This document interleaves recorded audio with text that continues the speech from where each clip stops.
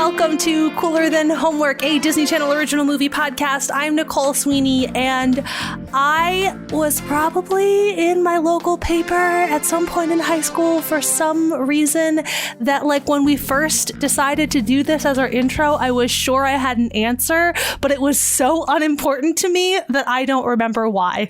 That's peak high school Nicole. Peak high school Nicole. I don't even care.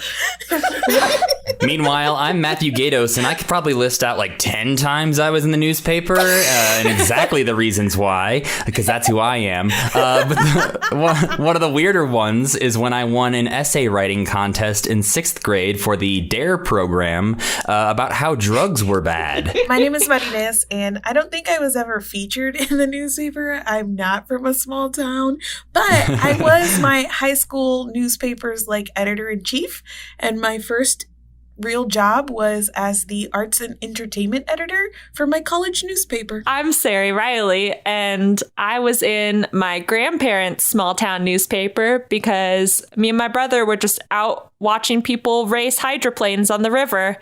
And they thought we should take a picture of these kids doing this old person thing.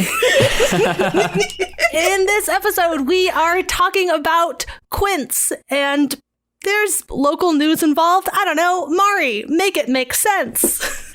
I feel like I have to start with just letting you guys know something that won't be apparent from my plot synopsis. And that is that throughout this entire thing, the main character, Jamie Grover, breaks the fourth wall and she talks to us through the whole movie.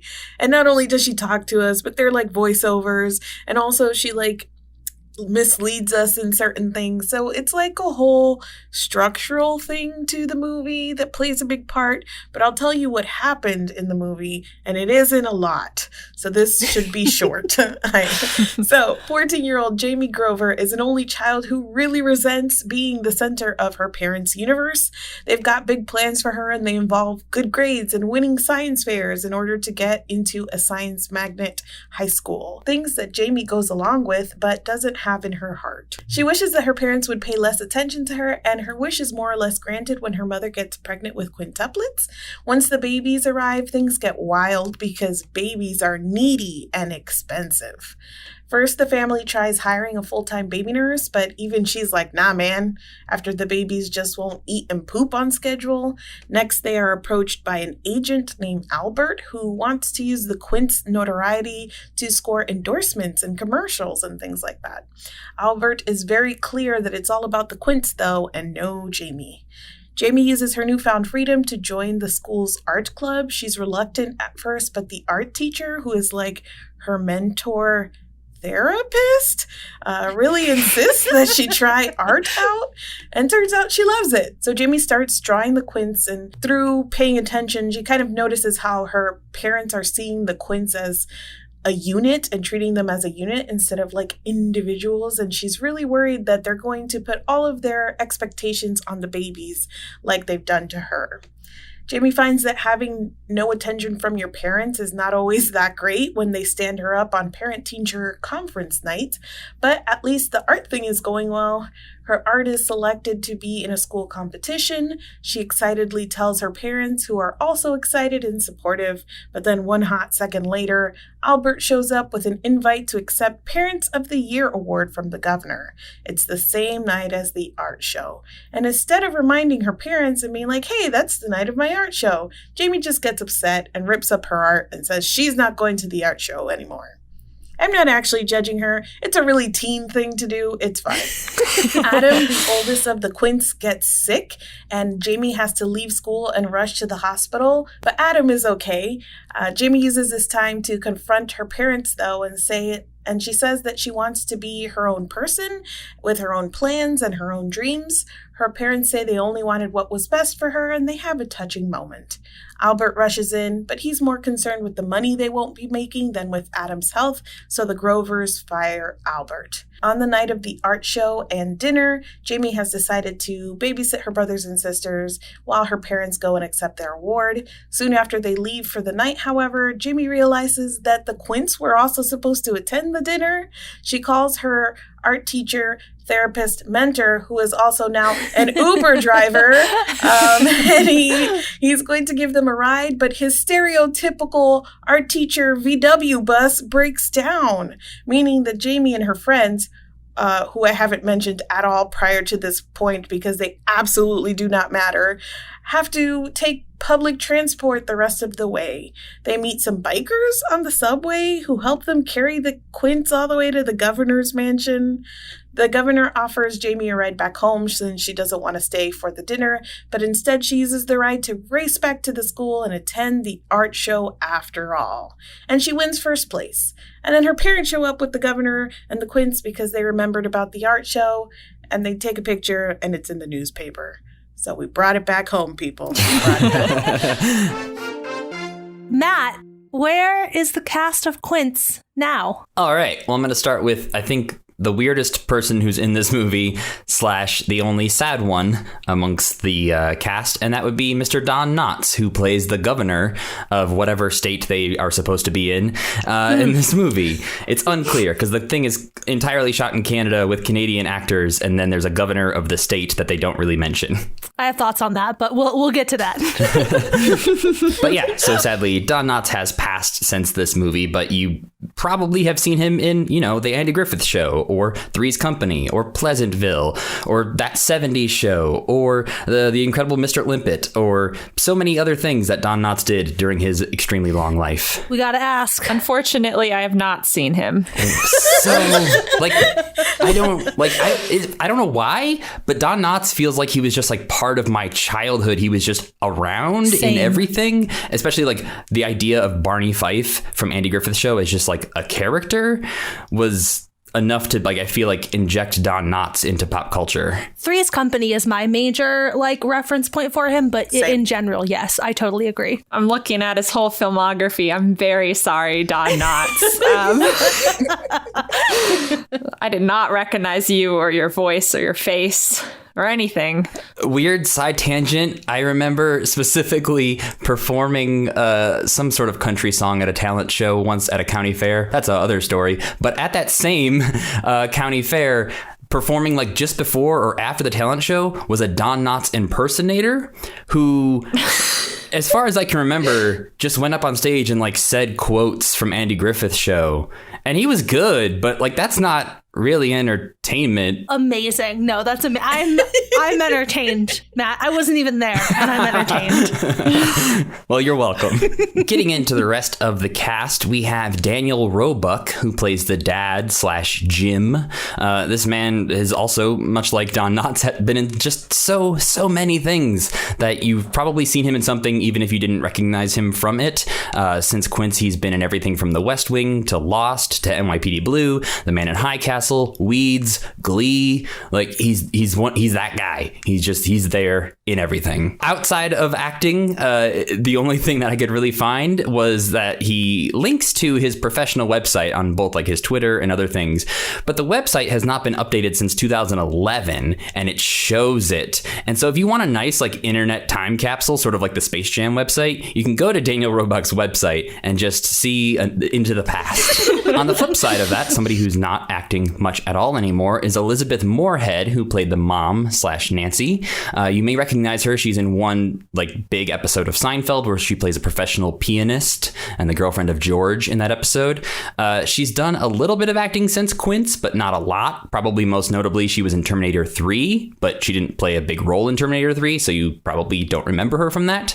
But it does seem like she's living a pretty sweet life now because she's a director and part owner of a resort in Fiji. So good job, Elizabeth. Nice. Yeah, that's the way to retire. It's just you know what? I'm going to own a resort in Fiji from now on. I don't think about anything in terms of retirement. I think about what that is like as a quarantine situation, and that also sounds amazing. I do wish that I were quarantined at a resort in Fiji right now.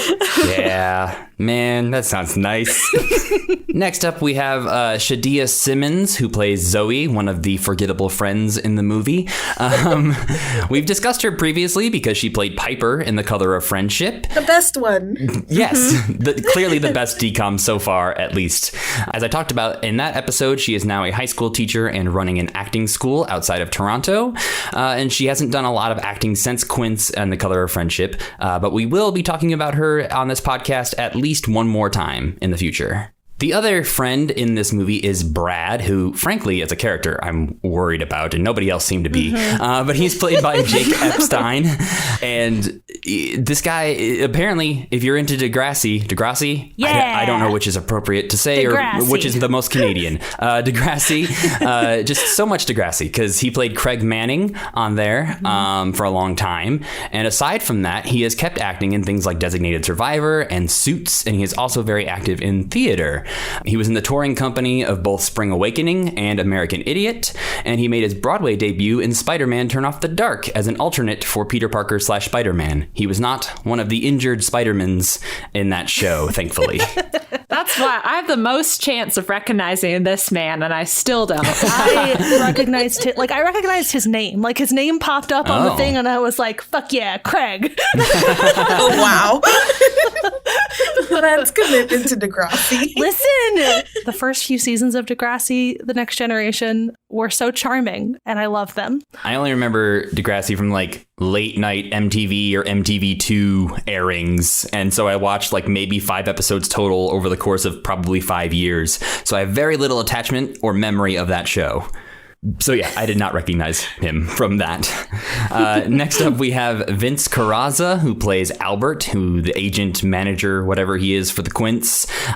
He's still acting and mostly doing lots of voice acting work. The biggest thing I could find that I did not recognize him from, and I don't know that he's necessarily recognizable from because it's voice acting, but he's the voice of Tuxedo Mask in Sailor Moon. Oh, That's a neat tidbit. And this is a man who we will also see again later on this podcast, or I guess talk about later on this podcast, because you can't see a podcast. well, we'll see him. We'll see him and then tell you that we saw him before as well. Robin Duke is also in this movie. She is the one who plays Fiona / the weird Irish nanny who was Irish for some reason. I don't know why, because guess what? She's not Irish. Not that you could tell from her fantastic accent in this film, but she was a cast member of SCTV back in the 70s, as well as Saturday Night Live in the early years. And you might recognize her from Groundhog Day, Sari, where she plays Doris the waitress. Oh my God. I was racking my brain. I was like, the nanny looks familiar, but I can't look her up. Well, also, more recently, people might know her as Wendy from Schitt's Creek. Wendy. Who is Wendy? Wendy is the owner of the Blouse Barn on Schitt's Creek. Oh, I did not recognize her from Groundhog Day, but yes. So more recently, yes, she played Wendy in Schitt's Creek. And fun fact, along with the like SCTV cast and being on Schitt's Creek and stuff, she also went to high school with Catherine O'Hara, her fellow SCTV / Schitt's Creek co-star. So a little interesting tidbit I found out about Robin Duke, who I had only recognized from Schitt's Creek and then was like, oh, wow, she has a hell of a career behind her already. That is, yeah, I didn't know she was on Saturday Night Live. That's super cool. Also a Schitt's Creek alum, we have James Call, who plays Mr. Blackmer, the art teacher. He is in an episode of Schitt's Creek in season 6. He plays Clive, the man who runs a venue that some characters are trying to rent, in case anyone has not seen Schitt's Creek and wants to avoid spoilers. But yeah, the art teacher is also in there. So they got all the Canadian actors in both of these things.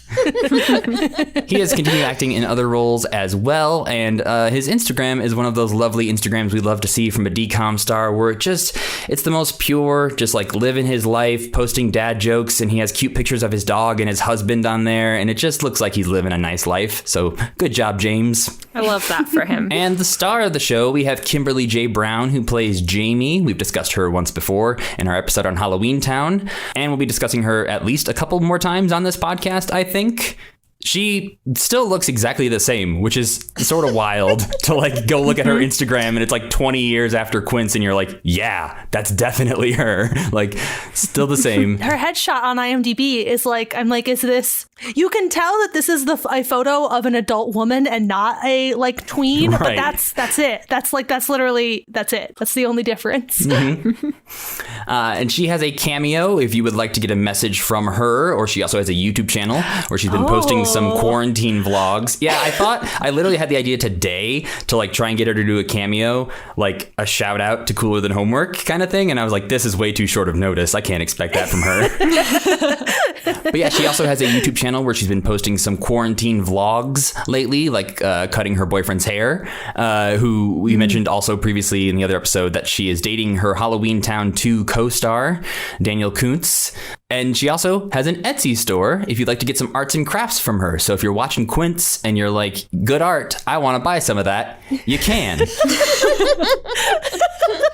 I love that for her. Yeah. And then last but not least, the Quints were played by like 20 different babies because of laws and the times that babies are allowed to be on set. They said that basically the babies could only be in front of the camera for like 15 minutes at a time and then had to have like an hour break or something. So they would just like keep swapping in babies for scenes. And so I couldn't track down any of them because they're babies and there's too many of them. That's the tagline for this movie, I think. There's babies and there's too many of them. Mm-hmm. I think that I mean, I definitely didn't notice in so many words, but there was one baby that had jet black hair, and they showed that baby briefly, and it was like, look at the baby with the jet black hair, and then never saw that baby again. So that was the only time that I clocked it. Yeah, I don't think that they spent necessarily a lot of time finding 20 very similar looking babies to play the same like Adam. Like, I think they were just like, give us 20 babies that are the same age, please. It's hard enough to find a small baby that people will let us use on camera, much less 20 small babies. So, Quints, first things first, nostalgia check. Do you remember watching this movie before watching it for this podcast? Not at all. Vividly and repeatedly. I for sure watched this movie a ton, but I have no recollection. And I also watched this movie last night and like can already feel it leaving my brain. So I don't know. That's the relationship I have with this movie. And obviously not. So, did you like this movie? I guess I kind of spoiled it a little. I mean, it's possible that it could be leaving my brain but like leaving in its wake a like really pleasant sensation. Like I remember nothing that happened, but like a warm sort of fuzzy glow. But that's not the case. That's not how I felt about it. I did not enjoy this movie. To answer my own question first, how did everybody else feel about it? I did not enjoy it either. You know, I don't know if it's because I'm out of practice of watching DCOMs. There's been a little break for us. I don't know if you've noticed, dear listener.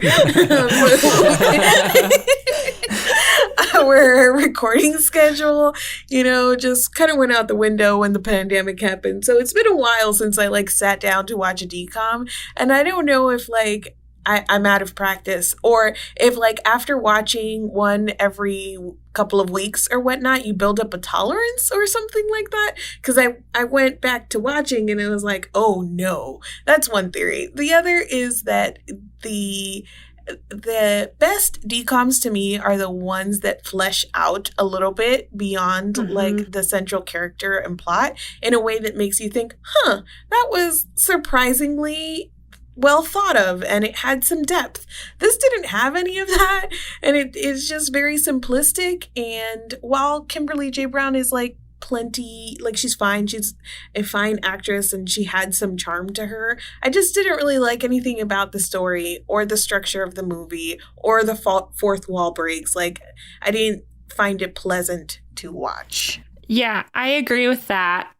It was just very stressful for me the whole time. And I also wondered if because I was out of practice watching DCOMs and I was taking it too seriously, which is entirely possible. But also, it was just like a combination of things that were stressful for me. There were so many baby crying sounds throughout the whole movie. I felt like I was on an airplane with these babies crying. And my family is very small, so I've not been around many crying babies also. So I'm not used to them. The fourth wall breaking, did not enjoy that structure.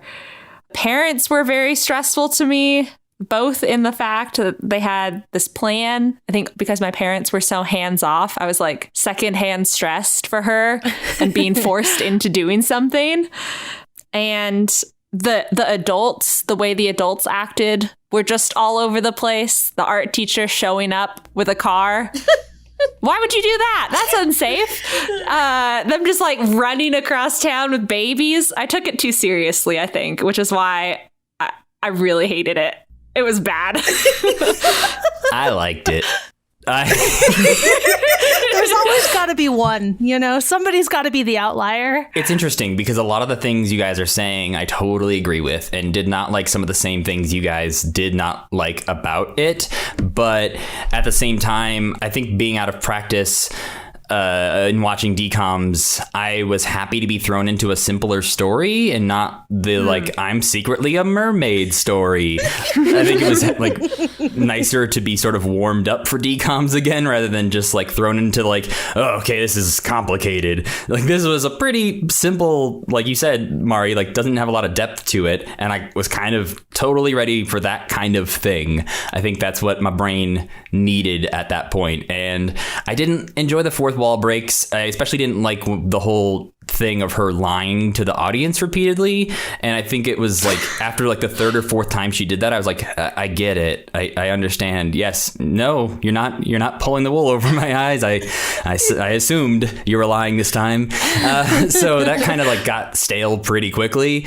And I think, yeah, like it also had a deep Britney Spears cut from that first album. It had Soda Pop in this movie, which is always going to win my heart. I think it's actually over one of the most annoying parts of the movie to me, which is the nursery remodeling montage, which just makes no sense time wise because they show like months passing and it'll be like in June, they painted the room. And then in July, they brought in a couple bassinets. And then in August, they brought in a couple more bassinets. And I'm like, wait, they did like one small thing a month and then just like took a break. No.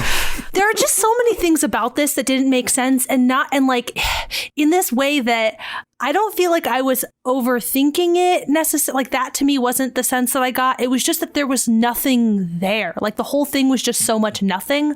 The thing about the fourth wall breaks is that those also like didn't really make sense. Like a lot of DCOMs will do like, I don't know, I'm talking to my diary, dear diary, yada, yada. Like I don't understand the thing. I got hung up almost immediately on like why she was talking to us. Like, who are we to her? Like, how are we situating this, like these fourth wall breaks, especially because they had this, like they had the energy of some of the like Dear Diary type things, but like the way that she was like all of the like stopping and rewinding and like that whole business, like I didn't understand why that was happening. And it just felt like nothing was really that well thought out. Like everything felt really hastily sort of thrown together. And it was like, well, this is going to happen. And then this is going to happen. And then this is going to happen. Don't ask me what happened 3 beats ago. I already did that. I put that down. It's done. It's decided. We're just going to keep going until we get to the end. And I just, it didn't really feel like there was a lot of care or thought put into it. And I think that shows itself like most apparently in the last like sort of 15-20 minutes of the movie, where it just felt like they didn't really know how to wrap it up or like what the conflict of the major thing was going to be. And so it was just like, okay, we need to make these kids go across town for some reason with the babies, and a lot of bad things are going to happen. Across what town? The fair question, because it seems like small town America, and then they're on the subway with bikers and all this stuff. And that, I think the bikers is maybe the thing I have the biggest issue with, because they're weirdly introduced as a threat when they get on the subway. They see bikers who are notoriously known for traveling by subway. And that's how they get their names. Bikers. And so like they're like creeping up on these kids with smaller kids, and they're looking mean. And the next thing we see is that they're helping them carry the Quints into the gala. And I'm like, they were carrying them just fine. Like, I don't understand why the bikers even needed to be a part of that. I think that's one of the more egregious examples of something that was just an idea that somebody threw out there and nobody said no. This will be a fun like visual sort of gag, and like, but didn't think about it beyond that. It was just, here's an idea, let's add it. Yeah. I may be thinking too much. It's probably possible. But what if the breaking the fourth wall thing was all carefully planned and intentional, and the scriptwriters thought they were geniuses because it was the Quints who everyone was focused on telling their stories and always in front of the camera, and Jamie had to be a diaper and didn't want to be there. And so this was like her chance to be the center of a story, and we were her audience because no one else was paying attention to her, but she had us to narrate to. Sure. Why not? It does help in that way to make us relate with her before we're introduced to the babies, because you're asking a lot for people to be like against babies in a movie. like in their nature, most people are not gonna root against the babies in a movie. So like you have to make us feel like we are her, or we can like be in her shoes. And I think maybe that's how they got around that problem. And it does, as much as I think I like the feeling of the movie more than I like specific beats of it more, because also like the first 15 minutes are nothing but exposition of her saying that like my parents are going to have babies eventually, but first let me spend 10-15 minutes explaining to you what my life is like in details that sound completely unimportant. And they won't really have a payoff, but I just want you to like me, please. I feel like I felt the same way as Nicole about like the fourth wall breaks, but for the opposite reason. And it's kind of in line with what Sari is saying, and that I thought that they did think they were being really smart about it. And because the whole thing, like, you know, when the art therapist or whatever is saying like, you're so observant, the way you see things, it's like how nobody else sees them. And then I was like, is that why she's talking to us? Because she's like observant and like she's the one framing the story and she's got all of this insight or whatnot. So I feel like they thought they were being really smart about it. But at the end of the day, the story is so like thin that it felt like padding. Like if they didn't have the fourth wall breaks and the voiceovers, this movie would have been like, what, 35-40 minutes tops. So it felt like they needed it just for that, like to add things in, because the plot was basically nothing. I think I may be lumping the fourth wall breaks in with like all of the other things that I didn't particularly like in the movie, because I hear you on that in terms of like maybe it had an intended purpose, but there are just so many other things in this movie that didn't feel like they had any purpose. Like, can we talk about Brad? Can we talk about how Brad's parents don't love him? And like the movie doesn't really care. I'm so worried about Brad. It's very clear that Brad's parents don't love him. And this is introduced solely so that late in the movie, Brad can be like, your parents love you, and I am like really upset because like I wish my parents loved me. But anyway, what are you going to do to go patch up your relationship with your parents who love you? And I just like, what's going on there? There's a line at the parent-teacher conference when her parents don't show up. Like, there's this wide shot of all these, like, tables set up in the gym where, like, she's sitting sad on a table and then gets up and moves to another table to be sadder. And in the background, we see Brad, like, just walking around by himself. And he walks over to Jamie to be like, Jamie, what's wrong? And she starts off by saying, like, well, we knew your parents wouldn't come, but my parents didn't come. And I'm like, wait, we knew his His parents were coming? Why is he there?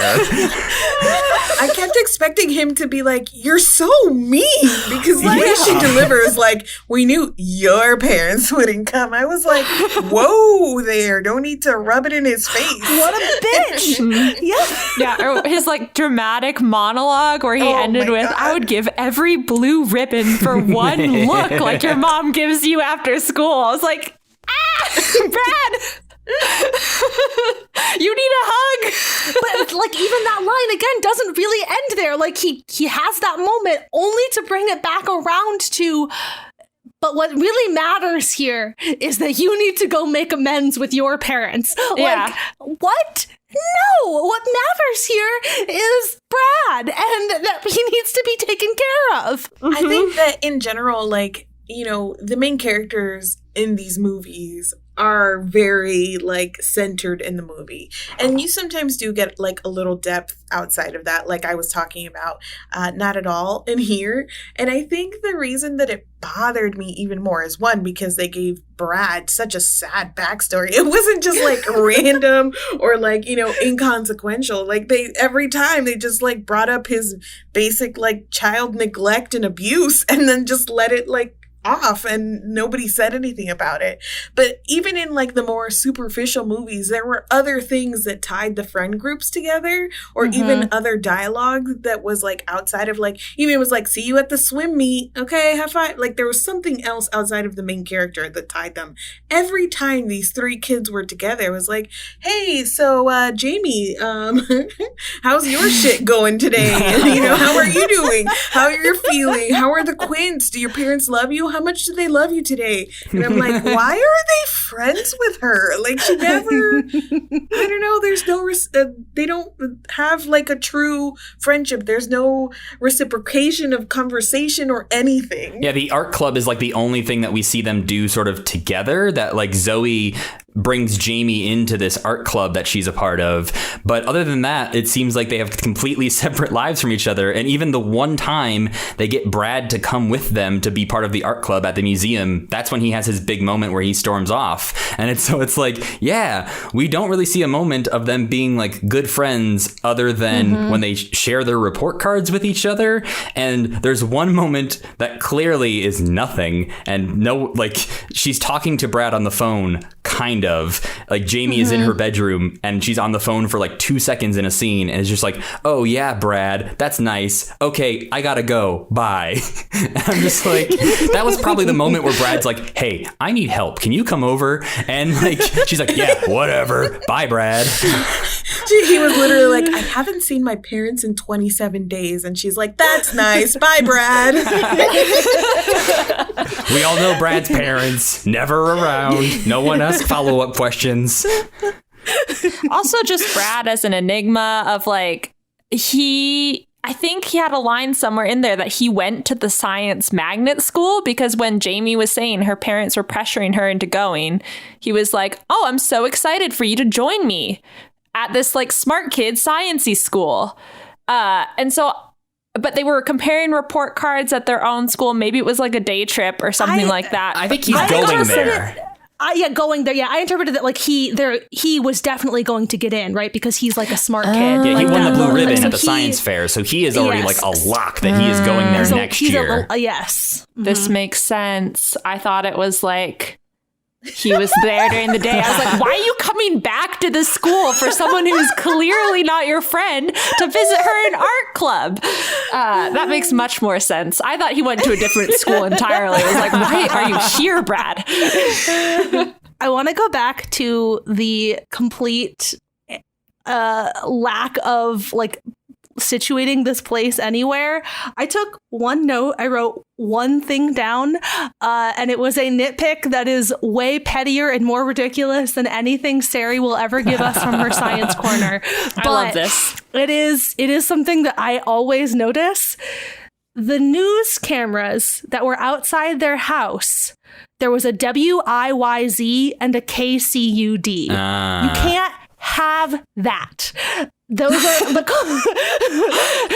K is west of the Mississippi. W is east of the Mississippi. Your local news stations are not going to be a K and a W. It doesn't make any sense. But then I spent the next hour thinking about the cities that are along the Mississippi. Anyway, I concluded that this movie takes place in Minneapolis. So that's what I decided. I mean, I feel like that's as good of a guess as anything. It's not clear. The one time we see a license plate, it is clearly a Canadian license plate. It's on the bus. Yeah, it's the actual answer is it's in fucking Toronto. Yeah. But I feel like whatever we do when we post this, we have to SEO and tag it so that the next time somebody goes to Google and is like, where does Quints take place? They can be directed to this here podcast. And still not get an answer. Well, Nicole did some sleuthing. I did some pondering.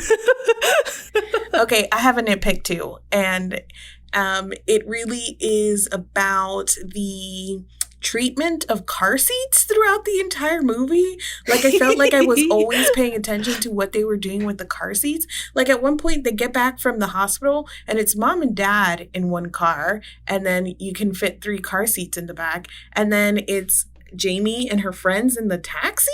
So I was like, where are the other 2 babies? And then I think you can kind of see Brad holding a car seat just in his lap in the taxi. And I was like, is that was the plan you had? And then they all pile into the bus, the VW bus, and they're just flinging the car seats in there. I was very worried about the transportation of the children this entire There's time. also a moment where Jamie is holding the baby and not supporting its head at all. And this is supposed to be a day old or 2 day old baby that she's just whipping around a little bit. And I'm just the head. Please, somebody tell her. My nitpick is not really a nitpick. It was just a personal attack, which I think also made me not like the movie. The art teacher therapist at some point stared at Jamie and was like, where is your heart, Jamie? How is she supposed to know? I don't really know that. And I thought that was a very rude moral of the movie, that she was supposed to find what she wants to do with the rest of her life as a teenager and have that decision made, because Mr. Art Teacher, that's hard. That's all. I also felt that the moment he said that, I was like, oh, am I supposed to know that? Is that a thing I'm supposed to be my heart is here?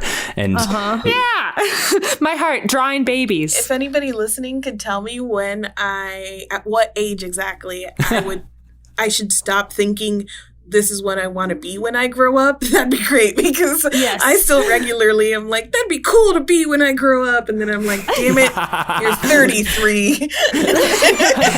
You done growed up. You done did it. Yeah, the art teacher therapist man was very interesting in just that I feel like he was just there to fill any plot hole that was there in the first draft of the script. They were just like, well, who could say something to fix that? Aha, the art teacher. Because he even as a teacher, he comes across as caring and supportive, but he says when he's talking to them at one point, he's like, I'm a teacher, I don't have to be fair. And it's like, dude, that's your main job, is that you if you're not judging these kids fairly, you're a very bad teacher. Yeah, he was very flippant as a teacher. That would not fly as an actual, maybe that played into his zany art teacher role, but if any of my teachers had said that to me, I don't have to care, they were kind of playfully sassy with him. I think he just came across too real and not zany enough. A lot of DComs have that sort of zany adult friend that we get in these, and this was not one of them. He was the zaniest thing about him was that he drove a VW bus. Ooh. Because Jamie discovers herself through her love of art, and that's what she wants to do with the rest of her life, as she decided as a preteen, as a middle schooler or whatever. We are talking about our own history with art. I just had that realization of is she gonna continue to draw her siblings forever? Because that was the one thing she drew in this that got her the spot in the art show, and it was okay, you guys are my 5 muses forever. No pressure or anything, but yeah. Stay cute, please. But yeah, I'll jump in and go first with the art history lesson on myself. I was one of those people who in like second or third grade, somebody told me I could draw well. And I was like, well, I'm going to be an artist now. And that was for a long time, like through most of grade school, was kind of like what I wanted to do. It was like be a Disney animator or just draw cartoons or be involved with cartoons in some way. And so my mom was thankfully very encouraging of that and like sent me to like an art camp thing at I lived in the middle of nowhere, cornfields, Illinois. I went to a place called Betty's Art Barn for my summer art camps. So shout out to Betty. And I also was like, yeah, in every art class, I did win a blue ribbon once with some art that I submitted as part of a 4-H fair. So that's a sentence. And yeah, it was one of those things that I don't know necessarily when that stopped. I feel like it was something that I could always do as a kid. Like I still have, my mom has at her house, tons of pieces of art art is a high term for most of these. They're drawings of like Tasmanian Devil and Foghorn Leghorn a lot of times. But like drawings I did of these things that like for a kid were pretty impressive. And even looking back, I'm like, oh yeah, good job, young me. That looks like a Tasmanian Devil. Good job. And like my family was not a science-y family. So like I was never pushed into like that side of schooling as much to my detriment. Like I was a bad student. But I did really well in all my art classes and really enjoyed them. And it's something that I still try to keep doing from time to time. But yeah, I feel like that's one of those things that I don't really know about any of you is like your artistic talent / past. I don't know if this will surprise anybody, but I have no artistic talent. I'm one of those people that is like, I could draw you a stick figure, man. Like, I mean, my dad is an artist. He paints. So growing up, we were always around him painting, and not only him painting, but talking about like, retiring one day. And when he did, he would, he wants to dedicate more time to painting. We have portraits of his like all over our house, my mom and dad's house now. And not only like painting, but he would always come up with like weird, like arty side shoot things like engraving glass, and I don't know, he would just pick up all kinds of things. So growing up, a trip to the art store was like a blast for us, and he would go to get his supplies but take us girls with him, and we would get to pick one thing out. So even though I wasn't particularly good at art, we were always like painting and drawing alongside with him. I feel like anything that I have that's practical in my personality, I get from my mom, and anything creative at all, I get from my dad. So that was very true growing up. I don't think, though, that I like appreciated like more traditional art until I took one of those college 101 art classes that you have to take, and I just had the most phenomenal teacher. I can't even remember her name anymore, and maybe this won't surprise you either, but it was learning how to critique art and like break down art that I was like, ooh, art is cool. And I remember writing like really involved like essays for that class, and kind of critiquing art or comparing art pieces and things of that nature. So this is the first time that I felt like really drawn into that. But growing up, arts and crafts were big. For me, also growing up, arts and crafts were really big. Not because I had to like consider whether my parents were arts and crafty. I don't think they are. I think my dad is very, will tackle any project that comes his way. And so like now he's very into baking. So he'll bake lots of cakes from the Great British Bake Off or things like that and like try and perfect that. So if I ever had a problem crafting something, whether it was something really small, like I remember we would do contests where we would both draw Pokemon, and his were always better than mine because he could like copy it better than me or remember it better than me when I was really little. Or when I built theater sets in high school, he was like, oh, I have advice for like how you should construct this PVC pipe to make it not fall down. And I guess all that to say, art was super big part of my childhood. Like Matt, I also wanted to be some sort of artist growing up, and I would like draw all the time and watch a lot of cartoons, do a lot of arts and crafts projects, learn how to make friendship bracelets or knit or latch hook or like any sort of craft kit. I would always put those on my birthday list or Christmas list. And so my grandparents would like get me one of those Let's make a friendship bracelet books. And then I would do all of them. And then I'd be out of materials. And I'd be like, well, can't do that anymore, which is about the right length for my attention span, too. I'd be like, okay, I learned how to do a thing. I'm done. I'm free from that thing. And now I'll move on to something else. But I actually sort of continued it growing up. So in the high school that I went to, or junior high / high school that I went to, you could take art. So I took art for 5 years there. And it was just like a studio art class. So I learned how to like draw in colored pencil and paint and sculpt and do printing, like a whole variety of things. And then in college, I also did theater, technical theater, not acting type stuff, but I did set design and set painting, and then I took a lot of figure drawing classes. That was probably like my peak artistic skill, was when I was taking regular figure drawing classes and actually knew anatomy. And then I've always sort of been into cartoons, like I said, so I have this pipe dream of starting a webcomic or doing comics work in the visual sense someday, because I already do comics work in the editorial sense, but I am too bashful about my art and out of practice. But I would really like to get back into it, and it's been a huge part of my life. I feel like my answer is a mishmash of all of these answers. I also feel like it was a really big presence in my childhood. Like Mari, though, I have no actual talent, so there's that piece of it. But like, it was very present in my childhood. My mom sold art when I was growing up, and eventually like opened an art gallery in the mall. And that is the first job that I had, was working at the art gallery. But I didn't really care that much about the art. I just liked framing paintings because I got to use power tools.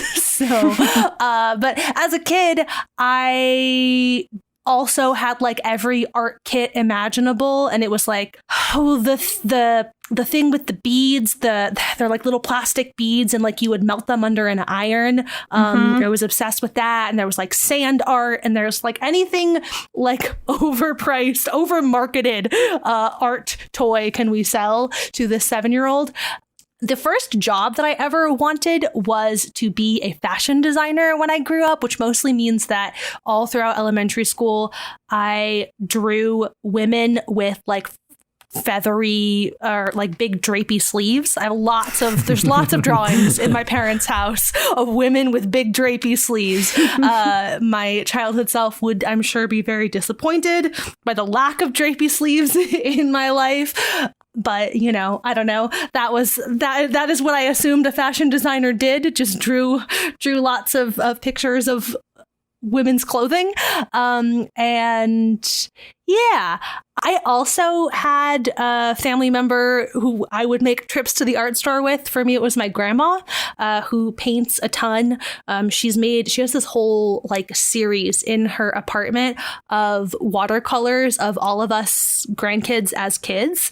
It's very fun when like little kid members of the family, now that, you know, like my cousins all have babies, so like the babies are coming to grandma and grandpa's place and seeing the paintings and like trying to guess who is who with varying success. Sometimes they think it's them. None of them are you. I'm sorry. But my grandma also used to take us to the art store with her when we would go visit. And we would go to like art museums and stuff, because my grandparents live in Chicago. So like, I don't know, museums were an essential part of going to visit my grandparents. But yeah, I don't know, long rambly answer to say that I feel like art has always had a very strong presence in my life without me ever being personally super into it or having any personal skill whatsoever. I also drew a bunch, like one of my artsy, I don't know, kind of stages that I went through when I was growing up was fashion drawing. And like I had one summer in particular, I couldn't tell you the age, where I had like a binder and I just set up all of these like, bland human forms so that I could spend the entire summer just drawing outfits on them. And and mostly they turned into ball gowns because those were the most fun to draw. But Right. yes, I also had that. And I did not remember it until you talked about the drapey sleeves. And then I was like, oh, man, there's some ball gowns out there with my name on it. I thought it was so important as a kid to sign all of my art. So like every drawing I have from as a kid, painting, whatever, all has my little signature down in the corner. Yep, me too. And you can see the evolution of my signature as I tried to be fancy. Like I did a really big C and then put the ERI inside the C. Ooh. Wow, artsy. Or just like a big CR and then small other. I really went dramatic with my variations on signatures. Is that still your signature? My signature is more of a scribble now. It does not look like the variations of my very fancy painted ones. I guess it is kind of like my signature is like a big C and then Riley. Don't forge it. I want to meet the forger who can listen to someone describe their signature and go, got it. Yeah. Cybercrimes, Matt. Yeah. Well, thankfully, you very politely said, don't do it. So they're not going to. Yeah. Don't worry. So they know. Yeah. It's rude if you disobey my wishes. Yeah. And now it is time to share the lessons that we learned from this movie, this nothing movie that we watched. But Matt, you kind of liked it. What did you learn from Quints? I learned that before you decide you want to have kids, check to see if there's a history of multiples in your family and consider if you might have Quints at some point, because you want to know if that's a possibility. I learned that you should get regular oil changes for your old VW bus because you never know when some local kids might need it in an emergency. I learned that when in doubt, when naming your kids, just go with the alphabet. That's what you remember. And I learned that it's completely acceptable to tell middle schoolers to figure out who they want to be for the rest of their lives. And now, to close out this episode of Cooler Than Homework, it is time for Sari, knower of nothing, to guess the plot of the next movie. Next time on Cooler Than Homework, we are watching The Other Me. It's been a minute. I don't remember anything about the movies before this one. I guess I can look at our spreadsheet. Okay, we've had 2 realistic ones. Nope, the talking horse was last. Oh, man. Okay, I'm gonna go alternating. The Other Me sounds like it could be realistic, probably supernatural. There's a boy named Tommy, sweet Tommy, who is feeling really down and out about his life. Like maybe he's not super popular, not super athletic, not super smart. So we see a montage of him kind of down and out on his luck. Doesn't really have any friends. And then he makes a wish to like be a more popular version of himself. He finds sunglasses on the street that are magic sunglasses, and then he puts them on and makes like weird expressions towards a mirror, like a full-length body mirror. This is a moment of levity in the movie. But then he trips and he falls in, and the sunglassed mirror man comes out, and that's the other him. And so it's like Coraline, but less creepy. And he is stuck on the other side of mirrors, watching the other me go through school and become really popular. And all of a sudden he's like smart and strong and gets the girl that he's been pining after, named Annie, Tommy and Annie, and like asks her to the middle school dance, but really it's the evil mirror clone. And so for part of the movie, Tommy's like, rats, people really like the fake me more than the real me. But then Mirror Tommy turns out to be a real dick and starts like being too cool for school and like one of the bullies. And then I guess I should get the tagline. I'm really off track, probably. What's the tagline? Unfortunately, I can't find one, so I can't help you. Oh, that's okay. I'll round out the story then. I'm already all in. And then Tommy realizes that the way to escape the mirror is to accept himself. So while evil Tommy, the other me, is like showing, like putting gel in his hair, spiking it forward. I don't know what year we're in, early 2000s maybe. Bleaching the tips. Then Tommy is like, hey, I want my life back. And then they fight. And then he's like, no, I like being me. But previously in the movie had said, I hate being me or something like that. And then he steps back into his life and everyone is still a little bit like startled around him because they think he's a bully, but he makes up with people and people realize that, wow, Tommy's all right after all. And the end. Great. Well, join us next time on Cooler Than Homework and find out if that's the plot. If you are enjoying this podcast, tell your friends, rate and review it, all that good stuff. We would love to hear all of your thoughts on Quints. There will be a post dedicated to this episode up at snarksquad.com/decom, or you can find us on Twitter at decomsquad. I am at Sweeney Says. I am at Matthew Gatos. You can find me at My Name is Martinez. And I'm at C.E. Riley. This podcast is a Snark Squad production, edited by me, transcribed by Mari, and our theme music is by Stefan Chin.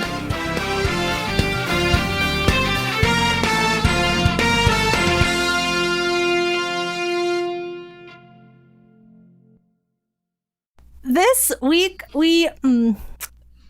today we are talking about, I was like, I don't want to talk about weeks. I don't want to talk about time. I don't want to situate this in time in any This way season, whatsoever. we are. In 2020, we're talking about... Welcome to our quarterly podcast. We're doing our best.